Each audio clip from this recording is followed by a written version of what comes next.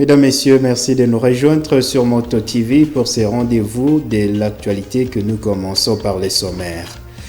Toujours pas de reprise des activités en ville de Butembo. Ces grèves affectent les activités scolaires dans la région. À Butembo, les parents hésitent d'envoyer les enfants à l'école, alors qu'à Beni, les écoliers et élèves manifestent devant la mairie pour exiger le retour de la paix. Voilà pour les sommaires, mesdames et messieurs. Restons ensemble pour l'intégralité de ce journal.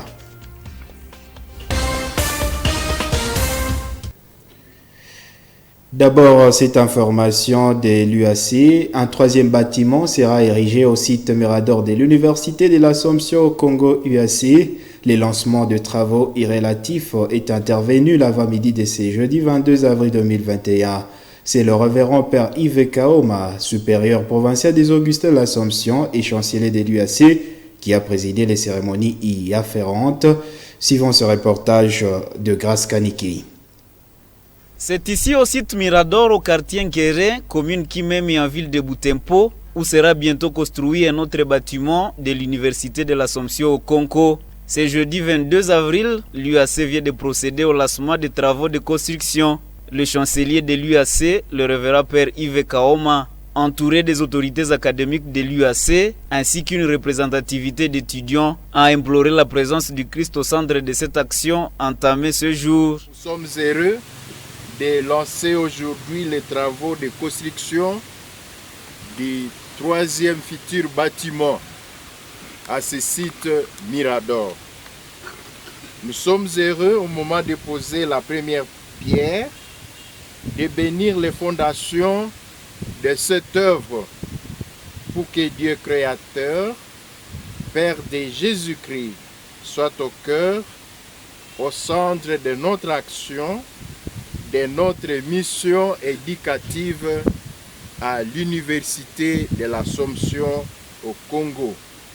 Que Dieu lui-même soit notre raison d'être. Le Père Yves Kaoma procède ici à la pose de la première pierre. Que tes œuvres sont belles, que tes œuvres sont grandes, Seigneur, Seigneur, tu nous combles les joies, que tes œuvres sont belles. L'ingénieur constructeur de ces chantiers, Machozi Augustin, indique que ce nouveau bâtiment va abriter des auditoires et une salle polyvalente. Ce bloc que nous lançons, qui est le troisième bâtiment à ce site Mirador, c'est un seul bloc qui va fonctionner comme auditoire et en même temps une salle polyvalente. Ce bloc-là que nous avons lancé aujourd'hui ensemble avec l'officiel, on prend 4 pavillons, il y a 3 pavillons et un pavillon parallèle, donc à former.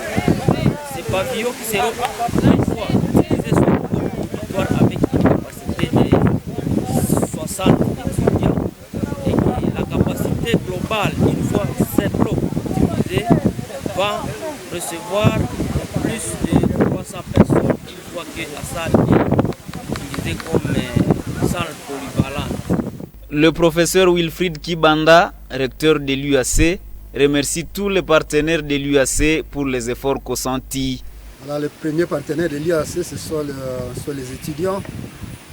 Et ces bâtiments qui nous lançons est financé partie de base évidemment des frais de construction des étudiants.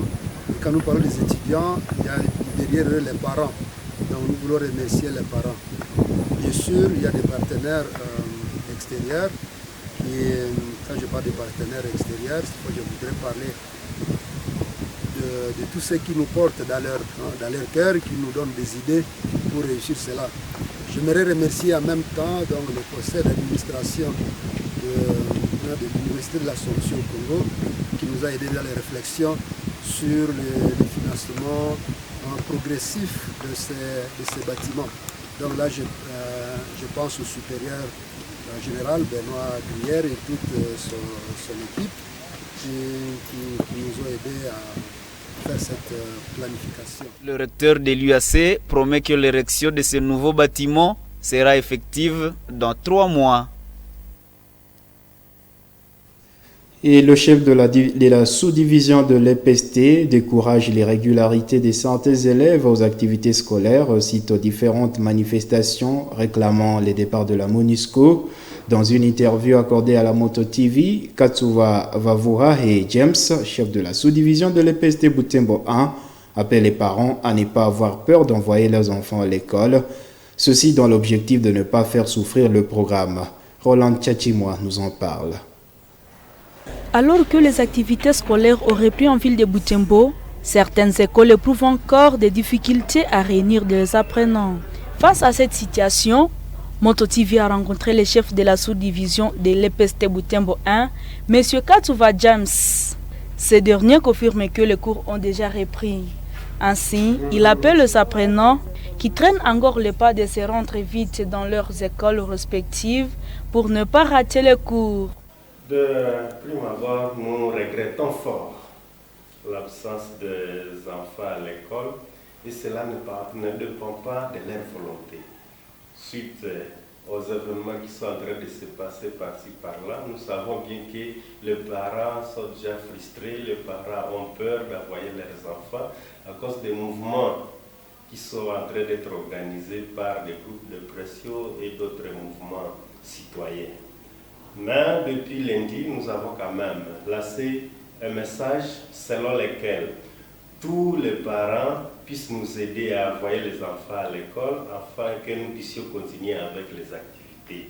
Vu que le calendrier scolaire réaménagé prévoit déjà les examens au courant de la semaine prochaine, il faudrait que tous les enfants arrivent déjà à l'école et que tous ceux qui prennent le temps puissent voir comment ils peuvent se présenter à l'école afin que nous puissions continuer avec toutes les activités telles que prévues dans le calendrier scolaire.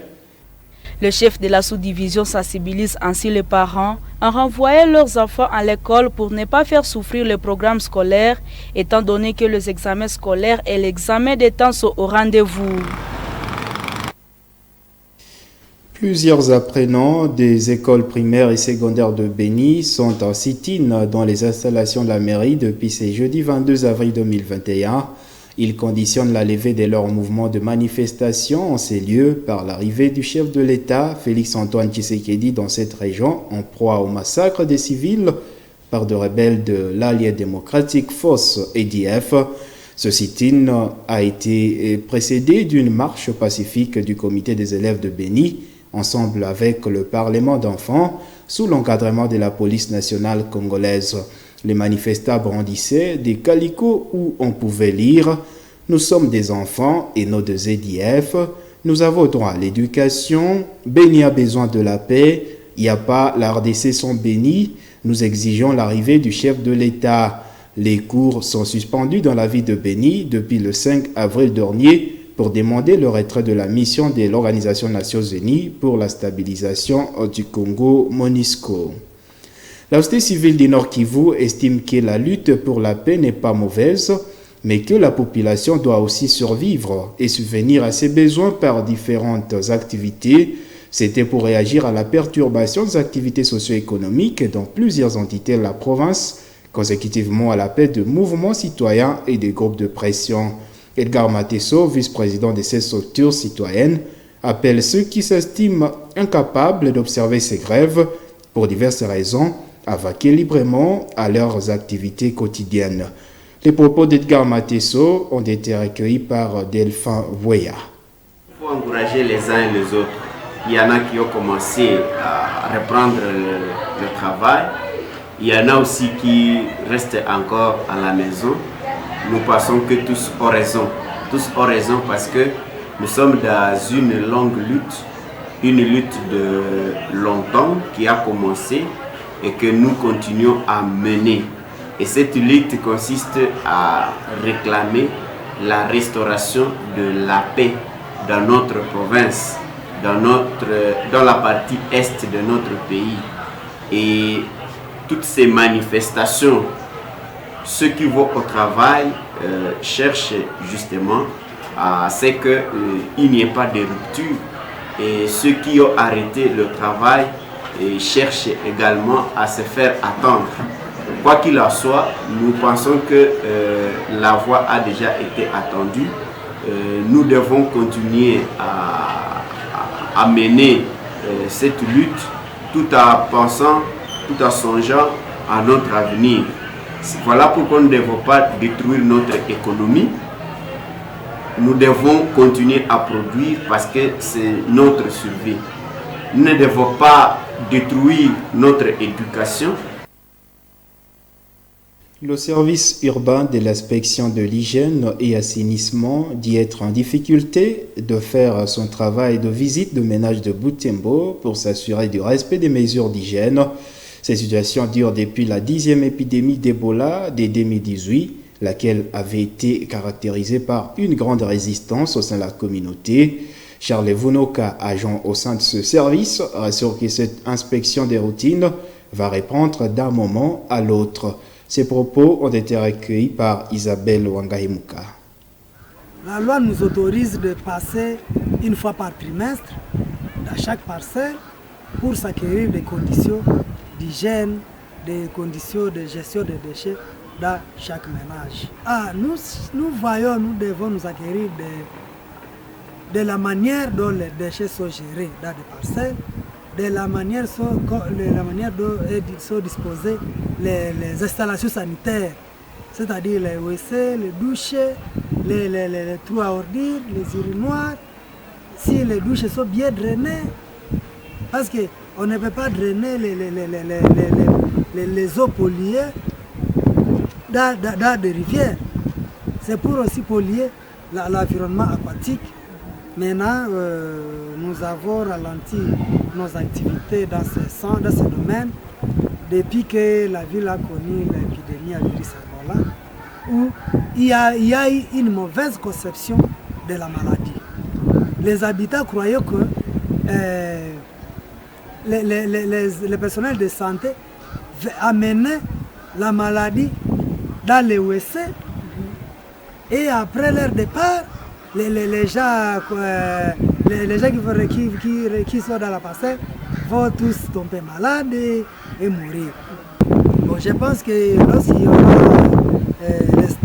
une calmie, stabilité, et effectivement la loi nous autorise, je pense qu'il y a une manière de lier l'utile à l'agréable, la raison pour laquelle nous disons non, essayons de ralentir l'activité, mais la loi nous autorise de visiter chaque personne, chaque ménage, chaque parcelle, une fois chaque trimestre.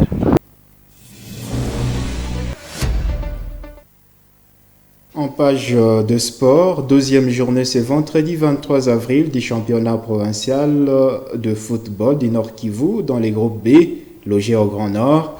À la veille de ce jour, des entraîneurs et des capitaines des équipes étaient devant la presse pour la conférence des presses d'avant-match.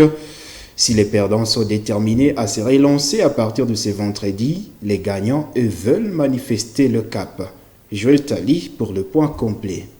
Devant la presse sportive de Butembo ce jeudi 22 avril, le coach Kanda Akilimali, entraîneur de l'AC Kapako, se dit désolé de n'avoir pas pu remporter les 3 points face à l'US Kiondo, la plus jeune formation de cette compétition. Première à se prononcer avant la réception des Mirages pour ce vendredi, l'entraîneur des Kapako se dit optimiste quant à la suite de la compétition, en dépit de l'échec du mercredi dernier. Nous, on n'a pas eu la chance de gagner 3 points comme Sokozaki, mais nous sommes toujours optimistes pour gagner quand même la qualification. Pour le moment, l'équipe a pris conscience. Je pense que ce qui est très fort dans le football, c'est le mental. À l'US Sokozaki, l'entraîneur regrette plusieurs occasions loupées par son équipe, faute de la bonne finition. Une erreur qu'il promet corriger dans la rencontre à venir. J'ai gagné le premier match, mais pour le deuxième match, j'ai fait une observation et j'ai préparé mon équipe. J'avais un problème au premier match, le problème de finition. Pour préparer Kiondo, j'ai corrigé aujourd'hui aux entraînements et ça sera un bon résultat pour gagner Kiondo. À son tour, le capitaine de l'US Kyondo pense avoir été eu à cause du manque de l'expérience de son équipe. Meneur de la partie jusqu'à la fin de la première mi-temps va d'être remonté. Samuel avoue que ses coéquipiers et lui devront faire plus dans la suite de cette compétition pour espérer rester dans la course. Nous avons été les premiers à ouvrir le score et nous n'avons pas eu la chance de gagner le match. On savait que Kapako, c'est un adversaire de taille. Nous avons préparé pour venir jouer face à Kapako. Les joueurs ont été fatigués par rapport à l'expérience de l'adversaire, comme c'est la toute première fois de ce club de participer à cette compétition. C'est depuis le mercredi 21 avril que le préliminaire du championnat provincial de football du Nord Kivu a été lancé à Butembo. Dans ce groupe, l'US Sokozaki de Butembo occupe la tête du classement avec 3 points en un match joué avec une différence de 2 buts. Il est suivi de l'AC Kapako de Beni avec 1 point, l'US Kyondo 3e avec 1 point aussi. Le TP Mirage de Kirumba est dernier avec 0 point. Cette compétition se poursuivra ce vendredi 23 avril au stade Van Nevel ex-Matokeo.